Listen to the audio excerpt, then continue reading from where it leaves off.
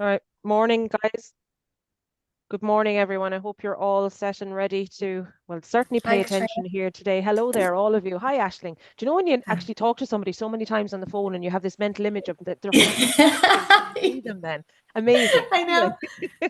so I sent out the mock exam to you guys. I think I said it sent it 2 weeks ago. So probably a little bit of reiteration around what Declan said here, but it's no harm to say these things multiple times so they kind of stay in your mind. So it's broken down, as Declan mentioned, into two parts of the exam. So the first part of the exam is obviously the 50 multiple choice questions. Now, I don't know if you guys got a chance to go through those multiple choice questions. The questions come spanning across all four of the modules that you've covered. So my best piece of advice to give you with regards preparing for your multiple choice questions is take your modules, and I'm not going to say assign hours and study them. I'm just going to say read them once through like a book.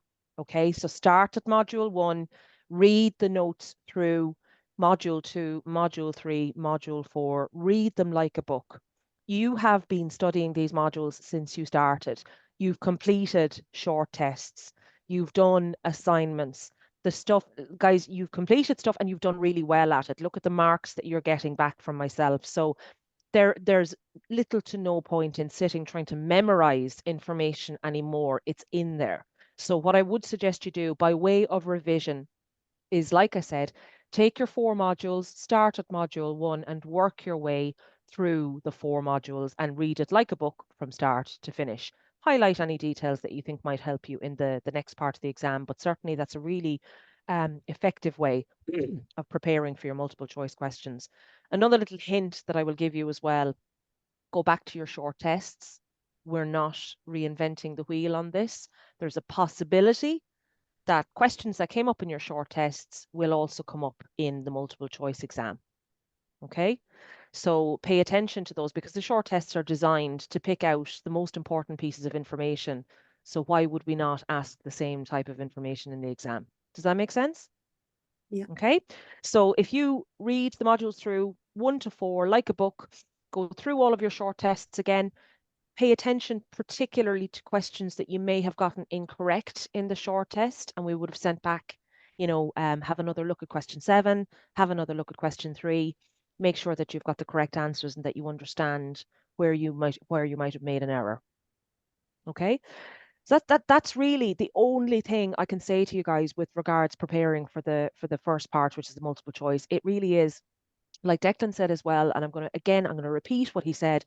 Go through them 1 to 50, answer the ones that you know are easy. Okay. Don't spend 5, 10 minutes mulling over number seven because you're stuck. Move on and get the first, we'll say the first round of answers done from 1 to 50 first, then go back. If you've got time, go back and then try and fill in your gaps. Because 1 mark or 1 in 4 potential mark is far better than leaving the page blank. So that's really, really good advice. So I'm going to say it once more, read modules through 1 to 50, go through your short tests, and when you're actually sitting down to complete the answers, go through 1 to 50, tick the ones that you know straight away, because there are going to be easy ones that you're common sense. Do those straight away and then go back and fill in the rest of them as your time allows. So that's how the first section of the exam is going to work. So what I'm going to do during this session now is I will provide the solutions to the mock exam for the multiple choice questions after this session. It'll probably be Monday morning when I send it out, just to make sure that everybody has been through it. But I will send it out Monday morning. We just, in 45 minutes, we literally don't have time to go through 50 multiple choice questions, but I will send you the solutions. And what I would, if you've got time, sit down and do the mock exam without looking at notes, and it'll tell you very, very quickly how much is already up here. And you have to think in common sense terms. This is collections, guys. This is the job that you do from 9 until 5 every single day. So this is not, we'll say, new information. Some of it is obviously new. It's sometimes your interpretation of the information. So realistically, this is an exam that I know, based on your short test results and your assignment results, you're all going to shine. So this should be the one that you worry about the least. but obviously you certainly do need to prep for it as well. So that's the first section of the exam. I'm just going to pause for a moment before I get deep diving into the 4 long questions and just ask you guys, does that make sense? Have you got any questions for me? That's fine with me. Yeah. Yep. It's fine. Perfect. Okay, guys. So the mock exam then, I'm going to do a deep dive into the mock exam. Okay. The first question, so there's going to be kind of little exam hints in terms of how to answer questions, and then I'm obviously going to direct you to where you can find the information to answer your mock exams as well, okay?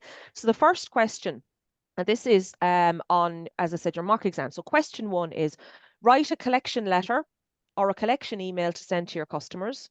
Explain in detail each element of the letter and how it relates to the guidelines as set out in the notes. Please specify if it's a letter or an email that you've written.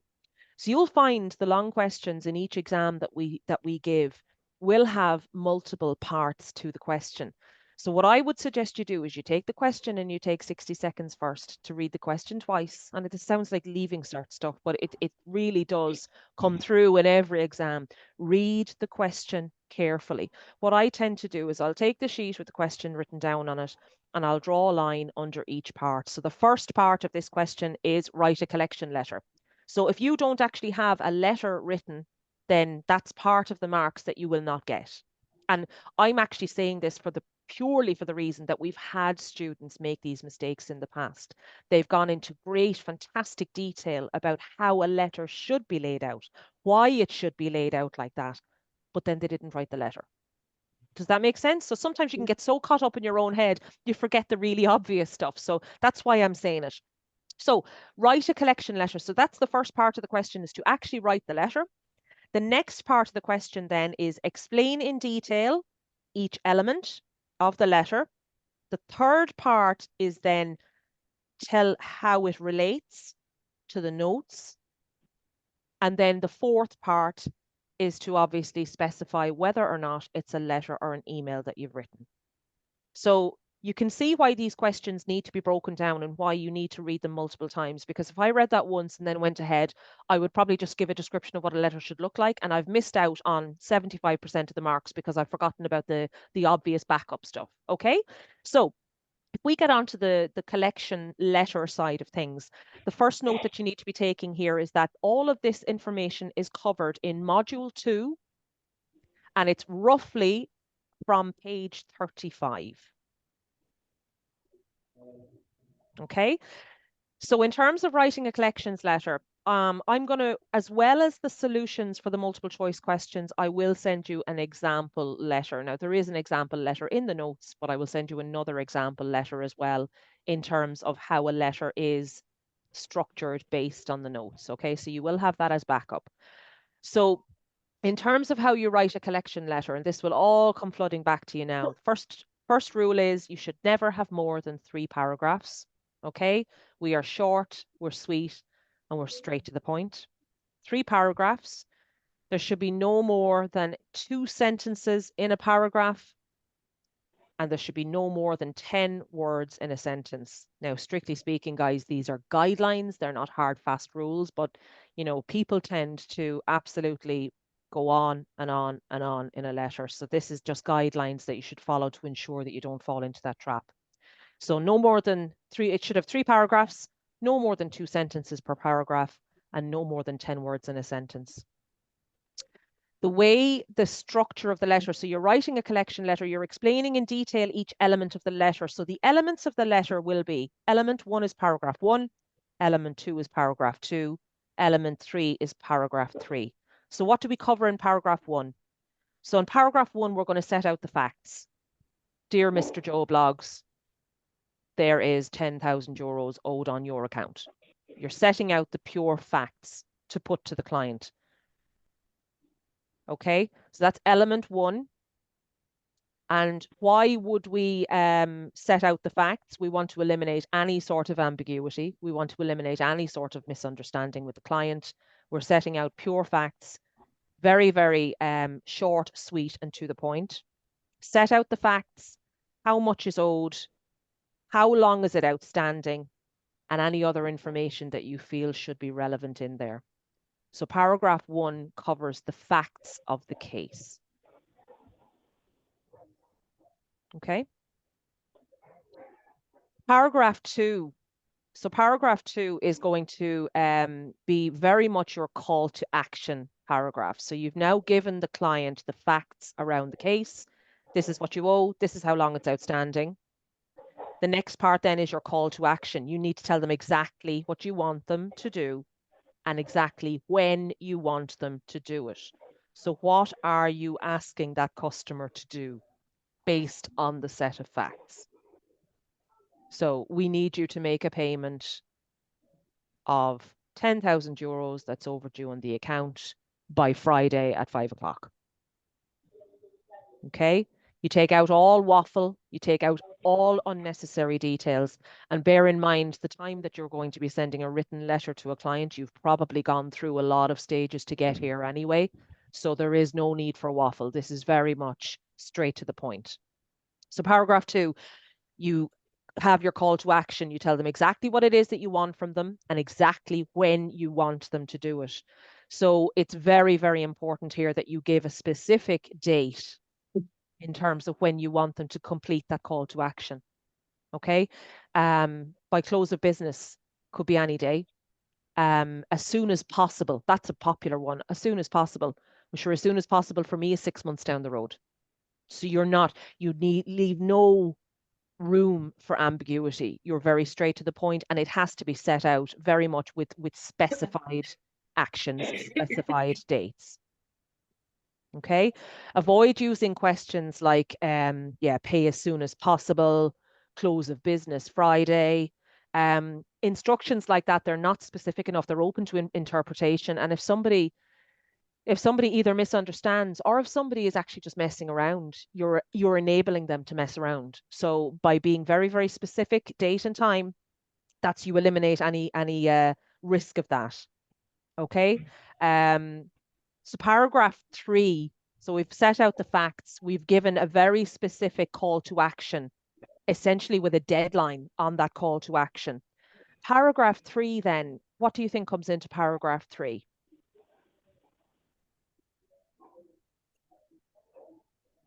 Why? Consequence. Why? Consequences, exactly, Emer. Exactly. Why would I do this? I owe 10 grand, fine. This is what you want me to do, fine. Why should I do it?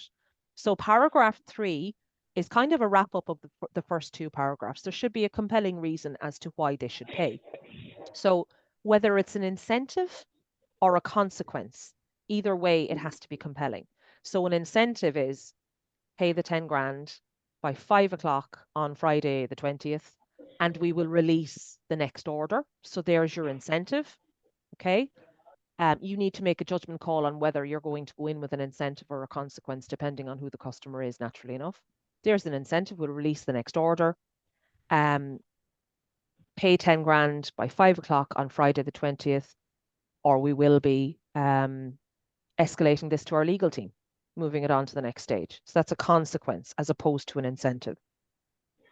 So the whole philosophy around letters, as we kind of touched on there, is that letters will be, they need to be used sparingly to start. You can call somebody regularly, but the more letters you send to somebody, the less impactful they will be. So you need to make sure that when you're using a letter and that's the action you're going to take, that you've got good reason to send the letter, that it is impactful with the structure that we've just gone through. So you're setting out the facts, you're giving very specific calls to action, and you're giving them the reason as to why they should do this. And you should really opt for either 2 or 3 letters to each customer as a maximum. That's really kind of the rule of thumb. And again, that would be dependent on the industry as well. So you kind of take these guidelines and you apply them to whatever company you work for, or whatever industry you work in. But certainly the more letters you send, the less impactful they are.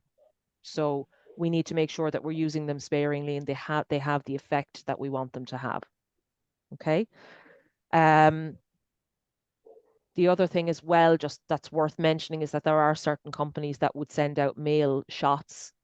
If you're pulling a debtor's ledger and then the top 50 customers, they're going to all receive a a generic collections letter, need to be seriously careful about that, because number one, if it looks like very obviously a standard collections letter shot, again, you're taking away from the impact from it. You're taking out that personalized tone. But number two, the risk of it going to the wrong customer, it could really, really be damaging to a relationship that you already have if that customer gets a letter like that by accident. I think we all know, like even in our day-to-day lives, if you receive a phone call, you have a reaction to it. If you receive a text message, you have a reaction to it. If you get a letter through the post, that's more impactful than any other type of communication that there is. It's there on paper in black and white. So that it needs to be used sparingly and absolutely in the right instances. So let's just go back to the question then. The question, write a collections letter. Don't forget to write your letter. Part 2, explain in detail each element of the letter. So we've gone through each element of the letter, paragraph 1, paragraph 2, and paragraph 3. And then you need to talk about how it relates to the guidelines set out in the notes. So we talked about that as well. Why are we setting out the facts? We are removing ambiguity. Why are we giving them a specific date and time?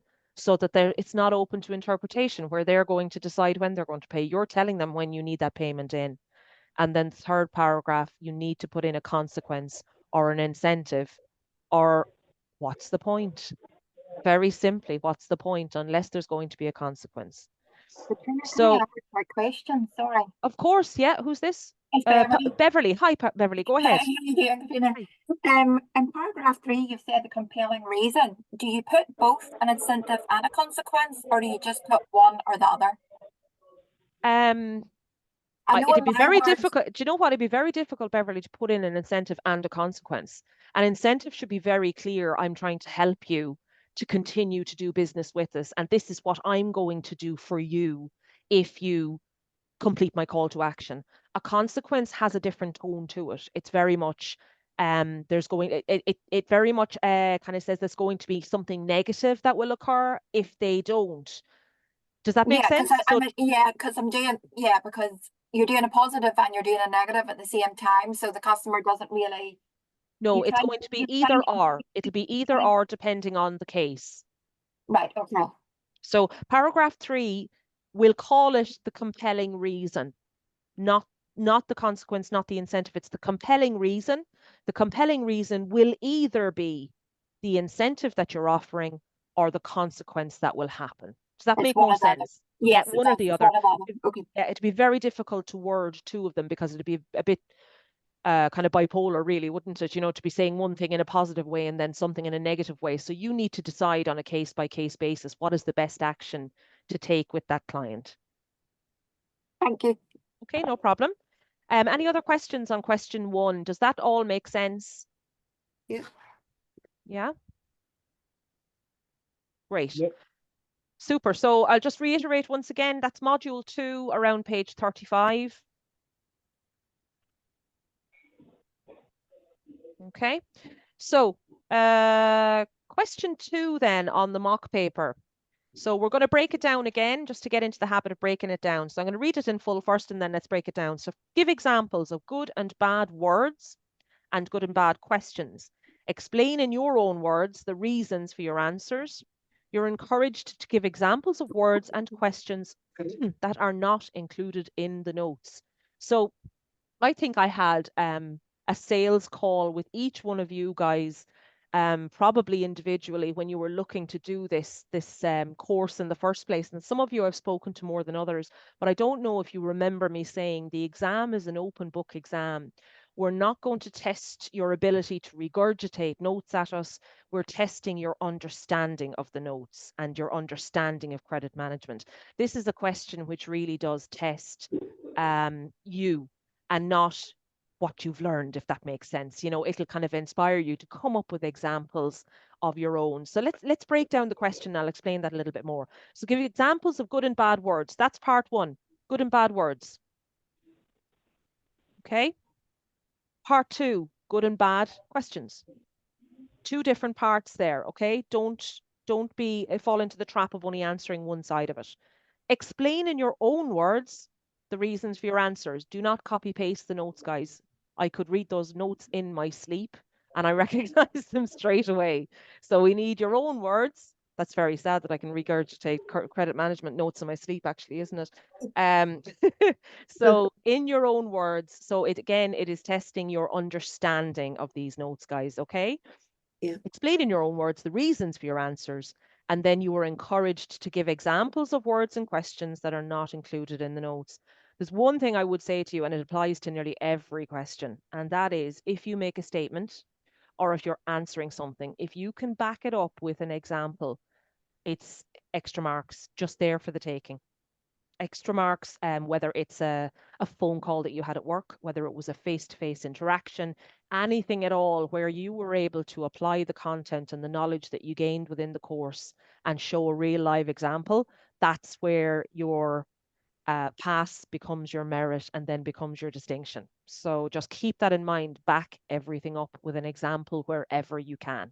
Okay, so let's talk about bad words and bad questions. So what's the first bad word that springs to mind?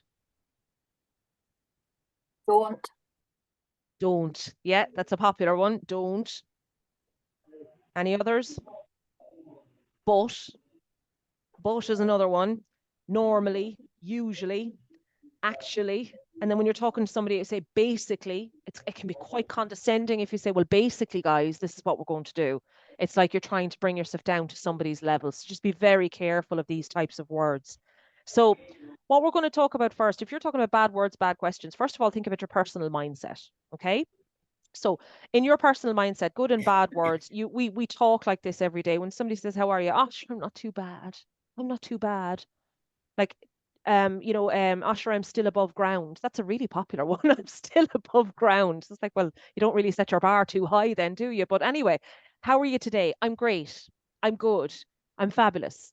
I'm heading off somewhere. So it's about developing a positive mindset. And developing a positive mindset, it might run very contrary to working in credit management because credit management is a minefield of rows and confrontations, and it can be a very negative function with conflict and arguments and so on. But the more positive your mindset is, the more positive results you will get from your position. So the more positive you are, the more positive results you will achieve.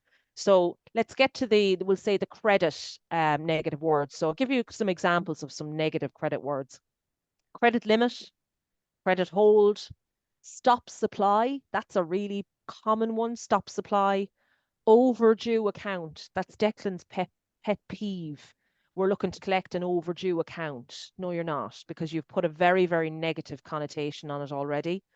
Bad debt provisions. The use of the word bad debt in general screams negative. Screams negative. Delinquency, arrears, closed account, legal action, debt collection, etc. So why not change some of these words around? So credit limit, credit facility, or line of credit. So it's the very same thing, but you've just used slightly different language, which will have a huge impact on how that's received on your client's side. Okay? Bad debt provisions should be kind of called just provisions. Take the bad debt out of the word bad, negative straight away. Take it out of it.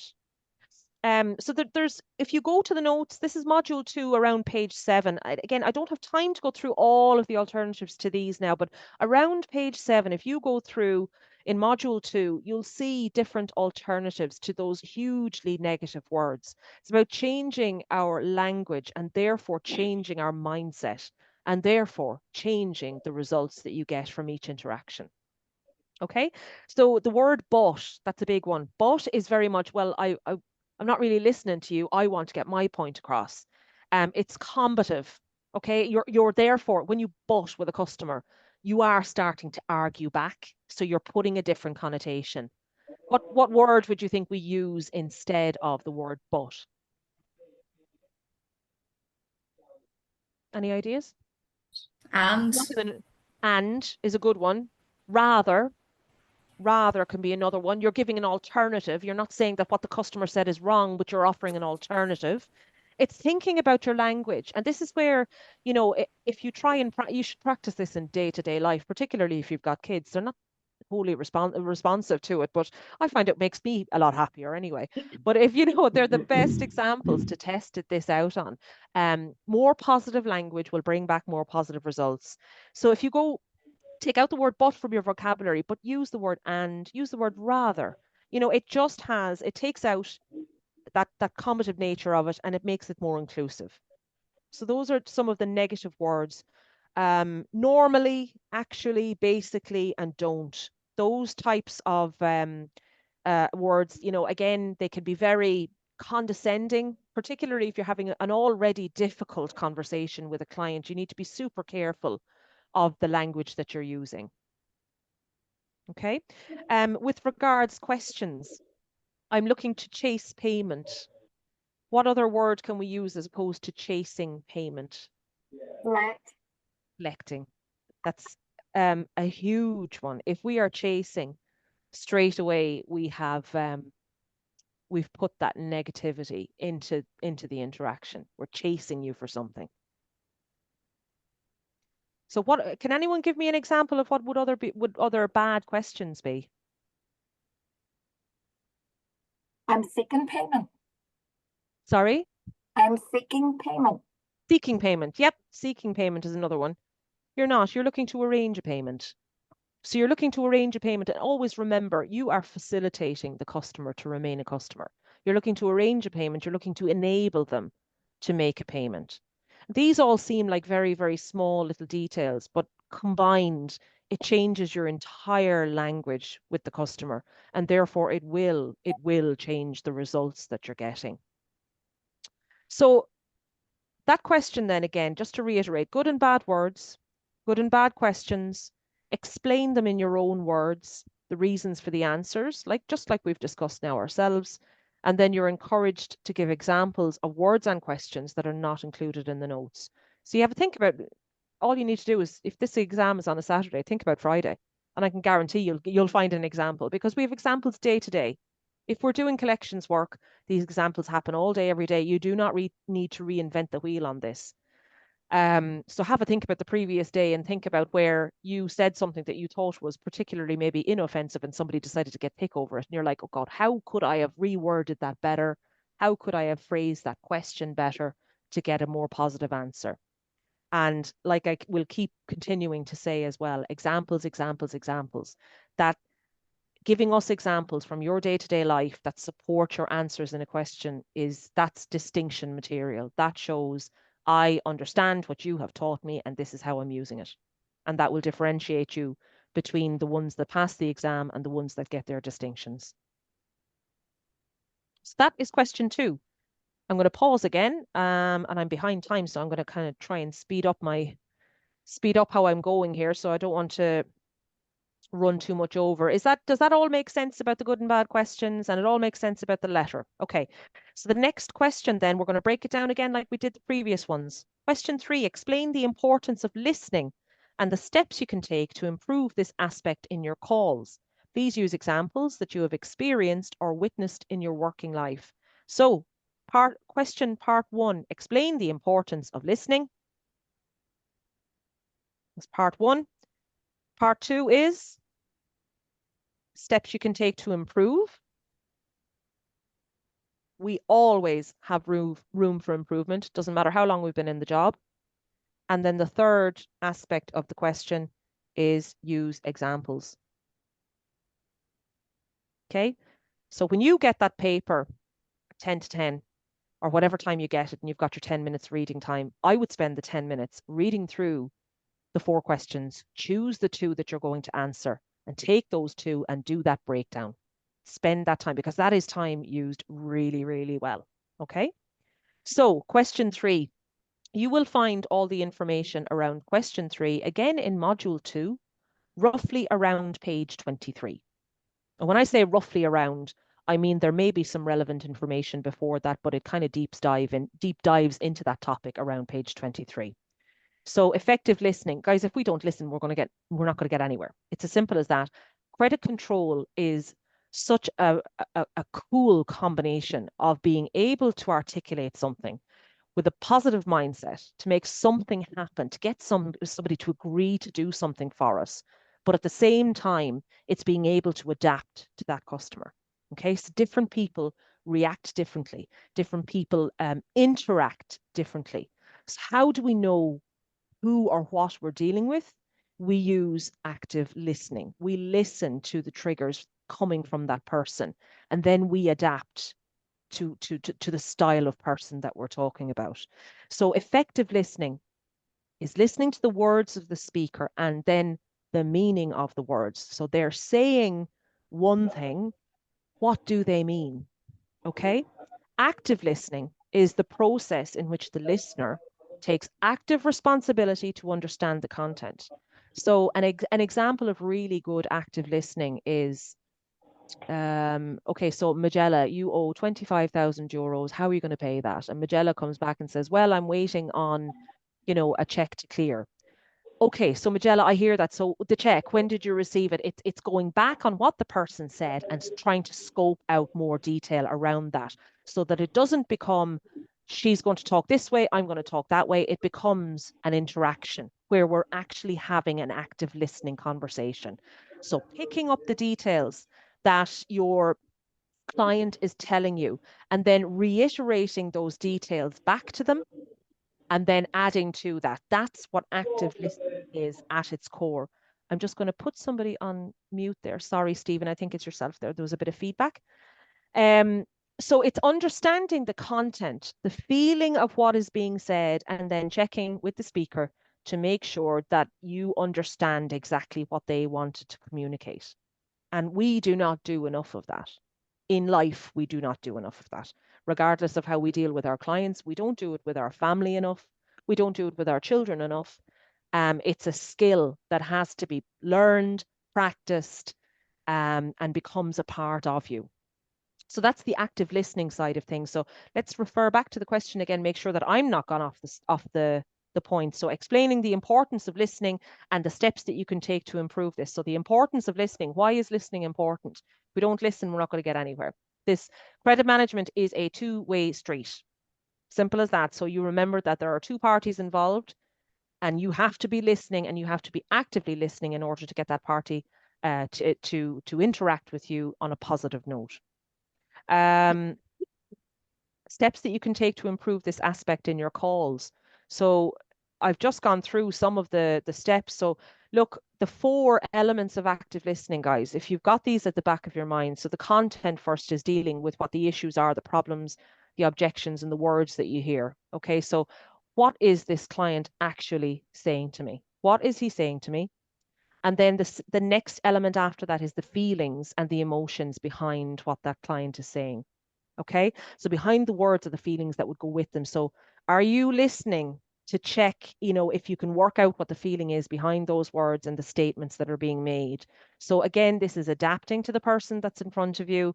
It's taking what the words that they're saying to you, but it's also picking up on the feelings and the emotions that are behind those words. The process then comes after that. So the process will be different for everybody. Sometimes if you're anything like me, I can't just sit, particularly within credit management, I can't just sit and have a conversation like this. I have to have a pen and paper in front of me. I have to write down key words that client is mentioning, key details, and you write it down. Some people find it much easier to have a notepad and paper beside the phone to jot down these words, numbers, and statements. You're one of the lucky ones if you can just sit and not do that. I personally think jotting down little details, jotting down little words will make your response back to the client an awful lot clearer and an awful lot better, because you'll be able to reiterate back to them what they said to you, and it just shows that you are listening to them. It shows that you care. And then once you've done that, then it's, like I said, going back to them with the feedback. So when you repeat back to the customer what they said, it proves that you're listening to them. It proves that you're trying to find a solution, and it proves that you want to work with them. Okay, so that's the importance of listening. That's the steps that you can take to improve that aspect in your life. Break it down into those 4 elements, and then use examples that you've experienced or witnessed in your working life. I'll give you one hint for the exam. This type of stuff, good words, bad words, active listening, where it's looking for examples. And I told this the last couple of times in the last few revision days, and it's gassed the number of people that came back and said it was invaluable. This is an open book exam. if you write down 4 or 5 examples of confrontational calls or confrontational customers, or customers that were really tricky, really difficult, but you managed to get a resolution to, even just 4 or 5 that you have on a sheet in front of you, part of your prep work, I guarantee you will find the opportunity to use some of those examples in the exam. So you're not sitting there kind of going, oh God, what happened yesterday? I'm trying to think of an example. Think of those types of examples. Think about what you've learned within this course, and think of the types of examples that have come up in your assignments, on the short tests, and have it in front of you. And like I said, I guarantee having those examples in front of you will not only help you answer these questions, but that's your difference between your pass, your merit, and your distinction. And I expect everybody on this call to get a distinction. Okay? No pressure. But No you've pressure. all aced everything else, so there's no reason why you wouldn't ace this. Okay? That is question 3 around the importance of listening. I told you it was module 2, page 23. Are you starting to see a pattern with the modules, guys? That's all I'm going to say about that. Okay, last question. What is the best way to deal with a customer who can't pay? Please use examples that you've experienced or witnessed in your working life. So there we go again. There's your examples. So customers who can't pay, guys, they're the really tricky ones. There's your escalations. There's your ones where there has to be, numerous discussions about, and there has to be, plans of action. How do we approach this one? So there are customers who can't pay in simple terms, well, simply because they don't have the money. So the difference between there's 2 categories of customers that would fall into this category. First of all, the ones who can't pay right now, okay, they can't pay in full right now, are the ones that think that they're never going to be able to pay you. Okay, so it kind of goes off on a split road here. The ones that can't pay in full right now, how are you going to approach those? And then the ones that will never be able to pay you, then that's a different type of conversation. It's a different type of discussion. What is the best way to deal with that customer who can't pay? Not who won't pay, who can't. So think in terms, remember the customer who can't pay, won't pay, and shouldn't pay. Those are the 3 categories. Sorry, this is actually page 40, I believe, of module 3. Hope it is anyway. I'll double check it for you, but as far as I can remember, it is. So, sorry? Yes, it is. It is perfect. So you've got those 3 types of customers. The can't pay, won't pay, shouldn't pay. The can't pay, we're just going to talk about those now. The won't pay, those are the ones where, there's a reason they won't pay, but it's up to us to resolve that reason and get them to pay, because the money is there to be paid, very simply. The ones who shouldn't pay is we've made a boo-boo on our side. There's something wrong with the invoice. There was something wrong with the stock. All of these things, we're not perfect. The companies we work for are not perfect. So the ones that can't pay are the really, really tricky and difficult ones. How do you kind of suss out whether a customer is going to fall into this category? A lot of the time, a lot of call screening will go on. They won't answer your call for some reason. The receptionist is very protective, or the PA is very protective over putting the call through. They're not answering emails quickly where they would have previously engaged without, without chasing, if you want to use that particular word. They won't commit to an action. They won't commit to something. Those are the ones that you need to be super, super careful of. Typical reasons that they might give you would include that they're waiting to be paid by somebody else. Things are a little tight at the moment. Everybody has, cash flow issues, that while it might be a reason, it's not an excuse. Or just the plain and simple, I have no money. I have no money. We have no money. The money is not there. So once you get them into the right category in terms of the ones that can't pay in full right now, or the ones that will never be able to pay you, then you can decide what your action should be in terms of how you're going to deal with that customer. If it is a case of a customer that can't pay in full right now, then the hint is you're then moving into the negotiation skills side of things. So negotiation skills, the key to getting the best deal possible is get all the facts, and then make sure that you don't ever accept the first offer. Some language that you can use within negotiation is, well, what do you have in mind? What would it take to get this closed off? Where will you compromise on this? If using language that actively engages with the other person, that you're looking for them to be involved in this, that this is a two-way street and this is a two-way discussion, then that's where you can really get the best out of a negotiation. You have to make sure that it is open and that you're making progress and you're getting the involvement of the other party. Okay, so that is question 4. As I said, module 3, around page 30.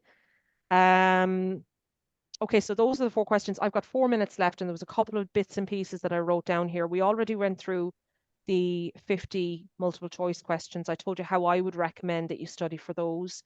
For the long questions, guys, I would have my phone in front of me and I would set a timer.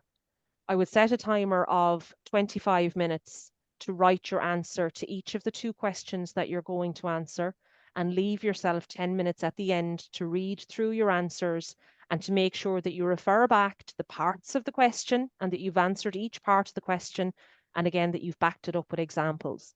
So take Declan's advice. Do not spend an hour on one question. You'll only get half marks. You need to manage your time correctly here. The only way, if you're as bad as I am, the only way you will do that is literally have a stopwatch alarm beside you. And painful as it might be, if you're mid-flow, stop with that question, move on, and then you've got your 10 minutes at the end to come back to it if you need to. Okay? Okay, so while you're all actually logged in this morning, the real exam, some hints for the real exam, what to concentrate on. The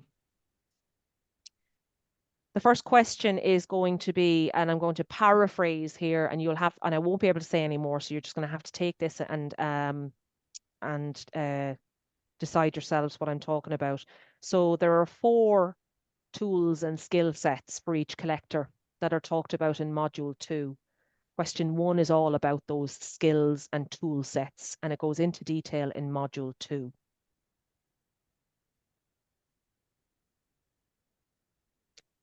The second question is covered in module 3, and it is one of the categories: can't pay, shouldn't pay, won't pay.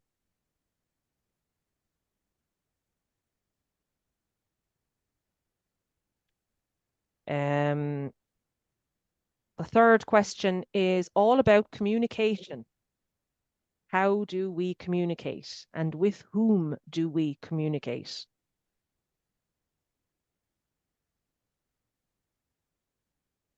That's module 3 as well. So, and the last question then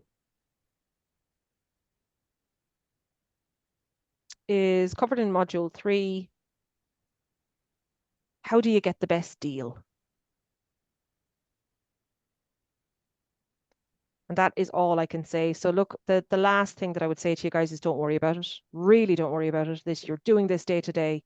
You know this stuff. You know this stuff. So don't worry about this exam at all. Concentrate on modules 2 and 3. Really those, for the long questions, you'll be absolutely prepped between module 2 and 3. I've already given you some points and hints on how to prep for the short answers. I will send you the solutions for the short answers. And at that, I am going to stop now and just open the floor to any questions that you might have, or anything else that you need from me. And I'm here all week. If there's any questions, any help that you need at all, just pick up the phone and ring me. Everybody Thanks, happy Katrina. with that? No problem at all. Is cheers. everyone happy Thank enough you. with that then? Yeah? Yeah, Yeah, thanks very much. that's Yeah, good. that's great. I just stopped the